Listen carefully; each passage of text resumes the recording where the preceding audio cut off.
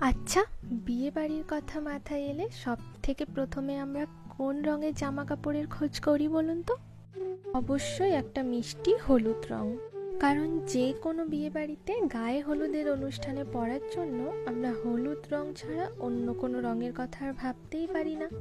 এছাড়াও দিনের বেলার কোনো অনুষ্ঠানে পরার জন্য আমরা প্রথমেই হলুদ রংটাই বেছে নিই। জানেন, সাইকোলজি বলে yellow colour is a symbol of joyfulness, happiness and energy.